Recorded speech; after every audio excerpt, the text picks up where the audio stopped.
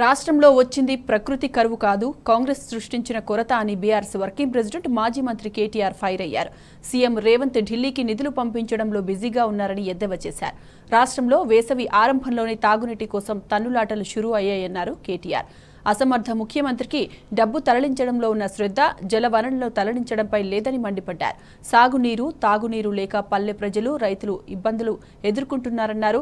Party గేట్లు ఎత్తడం కాదు, చేతనైతే సీఎం ప్రాజెక్టు గేట్లు ఎత్తాలన్నారు కేటీఆర్. 2023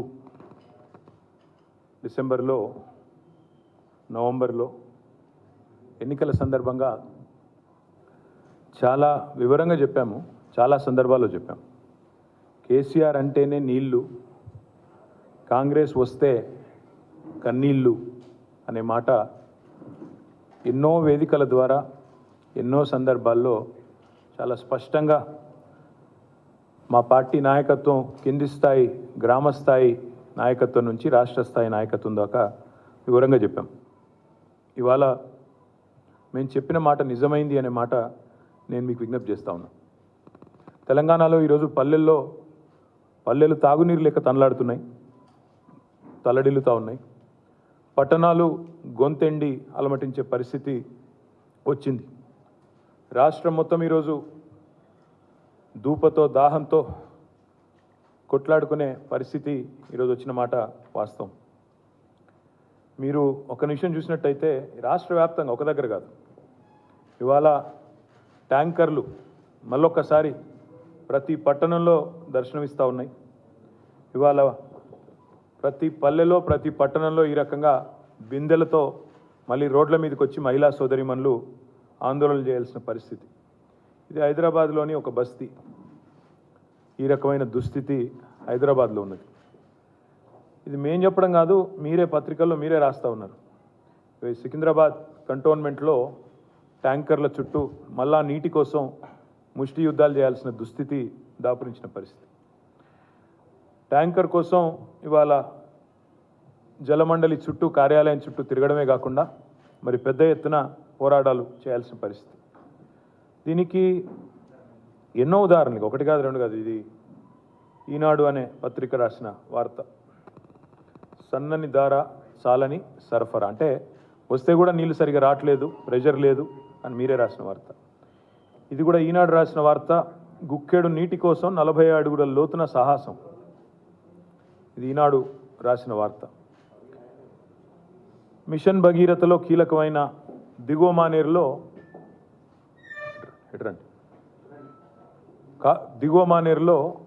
ఈ రకంగా నీళ్లు లేక మరి జలాశయమే ఎండిపోతున్నదని చెప్పి ఈనాడు పత్రికనే రాసిన వార్త.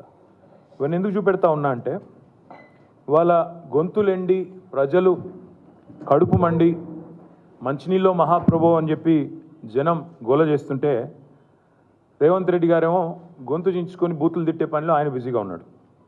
ఓవైపు రైతుల పొలాలు ఎండుతున్నాయి, ప్రజల గొంతులు ఎండుతున్నాయి, చుక్క నీటి కోసం ప్రజలు అల్లాడుతున్నారు, ధూపతో ఏడుస్తున్నారు పట్టణాల్లో. ఆడబిడ్డలు మళ్ళీ బిందెలు పట్టుకొని రోడ్డుకెక్కే రోజులు వచ్చినాయి. ఖాళీ బిందెలతో మంచినీళ్ళ కోసం తిప్పలు పడుతుంటే, మహిళలేమో ఖాళీ బిందెలతో రోడ్ల మీద యుద్ధాలు చేస్తుంటే ముఖ్యమంత్రి గారేమో లంకె బిందెలని చెప్పి ఆయన మాట్లాడుతూ ఉన్నారు. ఈ అసమర్థ ప్రభుత్వానికి, ఈ అసమర్థ ముఖ్యమంత్రి గారికి ధనవనరులను ఢిల్లీ తరలించడంలో ఉన్న శ్రద్ధ జలవనరులను తరలించడంలో మాత్రం లేదు అనేది విస్పష్టంగా ఇవాళ రాష్ట్రంలోని ప్రతి ఒక్కరికి కూడా అర్థమైంది. మేము 10 ఏళ్ళు ఉన్నాం ప్రభుత్వంలో. 10 ఏళ్లలో కేసీఆర్ గారి నాయకత్వంలో మారుమూల తాండాల్లో కూడా తాగునీటి కోసం తనలాట లేకుండా చేసినాం, బ్రహ్మాండమైన వ్యవహారం చేసినాం. హైదరాబాద్లో ఎన్నడూ కూడా ఒక్కరోజు కూడా నీటి బొట్టు కోసం అల్లాడే పరిస్థితి కేసీఆర్ గారు ఉన్నప్పుడు లేదు. కానీ ఇవాళ కేసీఆర్ గారి ప్రభుత్వం దిగిపోగానే మళ్ళీ మాయమైన ట్యాంకర్లన్నీ హైదరాబాద్లో కాంగ్రెస్ పాపం వల్ల హైదరాబాద్లో గల్లీ గల్లీ తిరుగుతూ ఉన్నాయి. హైదరాబాద్లో ఈరోజు ప్రతి గల్లీలో రాత్రింబవళ్ళు ట్యాంకర్ల చప్పులు వినబడతా ఉన్నాయి. ట్యాంకర్ల దందా జోరుగా నడుస్తున్నది. ఇన్వర్టర్లు, జనరేటర్లతో పాటు ట్యాంకర్ల దందా బ్రహ్మాండంగా నడుస్తూ ఉన్నది. దారుణం ఏంటంటే, ప్రజలు 3-4 రెట్లు ఎక్కువ రేటు పెట్టి, గతానికంటే ఇప్పటికీ 3-4 రెట్లు ఎక్కువ పైసలు పెట్టి ఇవాళ ట్యాంకర్లు బుక్ చేసుకొని కొనుక్కోవాల్సిన దుస్థితి వచ్చిన మాట వాస్తవం. హైదరాబాద్లో ఎవరిని అడిగినా, మీరు కూడా హైదరాబాద్లో ఉంటారు అందరూ, ఎవరిని అడిగినా చెప్తారు ఈ మాట.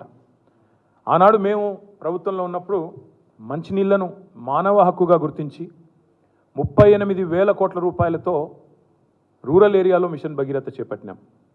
దాదాపుగా మళ్ళీ 1,000 కోట్ల రూపాయలతో హైదరాబాద్ పట్టణానికి కూడా రాబోయే 50 ఏళ్ల పాటు ఇబ్బంది లేకుండా వాటర్ ప్రూఫింగ్, వాటర్ స్కేర్సిటీ లేకుండా చేసే ప్రయత్నం చాలా బ్రహ్మాండంగా చేసినాం. మరి దాన్ని నిర్వహించే సమర్థత కూడా ఈ ప్రభుత్వానికి లేదు. కనీసం మిషన్ భగీరథ లాంటి ఒక అద్భుతమైన ప్రాజెక్ట్ నిర్మాణం చేసి వాళ్ళ చేతుల్లో పెడితే దాని నిర్వహణ కూడా చేతగాని ప్రభుత్వం ఈ కాంగ్రెస్ ప్రభుత్వం అనే మాట నేను మీకు విజ్ఞప్తి చేస్తూ ఉన్నా. వాళ్ళ అనాలోచిత, ప్రణాళిక లేని, అవగాహన లేని విధానాల వల్ల ఇవాళ ఎండాకాలం ఇంకా ఇప్పుడే ప్రారంభమైంది. మార్చ్ ముగిసింది, ఇప్పుడు ఏప్రిల్లో అడుగుపెట్టినాం. ఇంకా మే, జూన్ ఇంకా తీవ్రం ఉంటుంది. ఇప్పటికే ఎండాకాలం ఆరంభంలోనే తాగునీటి కోసం తన్లాట అనేది తారాస్థాయికి చేరుకున్నది.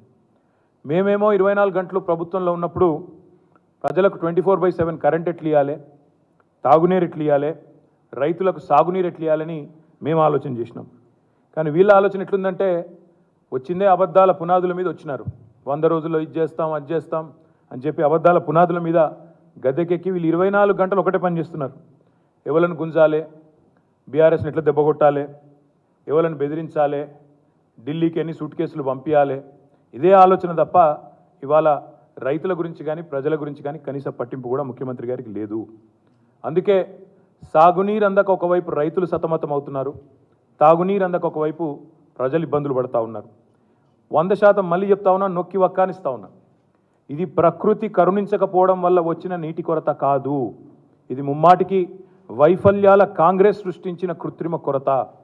పోయిన వర్షాకాలంలో సాధారణ వర్షపాతం కంటే 14% అధికంగా వర్షాలు కురిసినాయి. ఇది నా లెక్క కాదు, IMD లెక్క. మీరు కావాలంటే రిపోర్ట్లు మీ అందరి దగ్గర ఉంటాయి. మీరందరూ పాత్రికేయ మిత్రులు, మీరు విజ్ఞానవంతులు, తెలిసిన వాళ్ళు, దయచేసి పోయిన సంవత్సరం సాధారణ వర్షపాతం కంటే 14% వర్షం IMD లెక్క ప్రకారమే అధికంగా కురిసిన మాట వాస్తవమా కాదా ధృవీకరించుకోవాలని చెప్పి కూడా నా విజ్ఞప్తి. ఇది వీళ్ళ వైఫల్యాల వల్ల అని ఎందుకంటున్నా, ఇది కాంగ్రెస్ సృష్టించిన కృత్రిమ కొరత అని ఎందుకంటా ఉన్నా అంటే 2 ఉదాహరణలు. ఇవాళ ఈ రోజు మీరు ఆలోచన చేస్తే, మేము ప్రభుత్వంలో ఉన్ననాడు చేసింది ఒక నిమిషం చెప్పి దానికి వస్తాను. మేము నగరానికి 40-50 ఏళ్ల పాటు ఎలాంటి ఇబ్బంది లేకుండా అటు గోదావరి కానీ ఇటు కృష్ణ నుంచి కానీ స్కీము డిజైన్ చేసి మిషన్ భగీరథని అటు పట్టణ ప్రాంతం కానీ ఇటు పల్లె ప్రాంతం కానీ బ్రహ్మాండంగా చేసినాం. శివారు కాలనీలు మా కుత్బుల్లాపూర్లో కానీ శేర్లింగంపల్లిలో కానీ ఇవాళ శివారు కాలనీలకు కూడా గోదావరి నీళ్ళు తెచ్చాం, కృష్ణా నీళ్ళు తెచ్చినాం. ఆనాడు కాంగ్రెస్ ప్రభుత్వం ఉన్నప్పుడు బోలక్పూర్లో ఎట్లా అయితే 8 మంది చనిపోయారో కలుషిత నీళ్ళతో మీ అందరికీ తెలుసు. అలాంటి దిక్కుమాల పరిస్థితి రాకుండా చేసినాం. 10 ఏళ్లలో వాటర్ ట్యాంకర్లకు కూడా పని లేకుండా చేసినాం.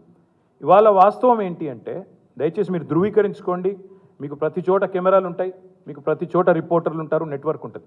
ధృవీకరించుకోండి. నేను చేసిన ఆరోపణ తప్ప, నేను చెప్తున్న మాట తప్ప ఒప్ప ధృవీకరించుకోండి, ప్రజలకు చెప్పండి అని చెప్పి కూడా పాత్రికేయ మిత్రులకు నా విజ్ఞప్తి. ప్రాజెక్టులో నీళ్లు ఉన్నాయి. ఇవాళ రాష్ట్ర వ్యాప్తంగా ఉండే ప్రాజెక్టుల్లో నీళ్లు ఉన్నాయి, కానీ నిర్వహించే తెలివి ఈ ప్రభుత్వానికి లేదు. పార్టీ గేట్లు ఎత్తడం కాదు ముఖ్యమంత్రి గారు, ప్రజల కోసం చేతనైతే ఈ ప్రాజెక్టుల గేట్లు ఎత్తండి. పార్టీ గేట్లు ఎత్తడం, అదే పనిలో రాజకీయాలు చేయడం కాదు. ప్రజల కోసం ప్రాజెక్టుల గేట్లు ఎత్తండి. ఫోన్ ట్యాపింగ్ కాదు, వాటర్ ట్యాపింగ్ మీద దృష్టి పెట్టండి. మీరు చేయాల్సిన పని చేయకుండా ఇవాళ పనికిమాలిన పనులు చేస్తూ ఉన్నారు.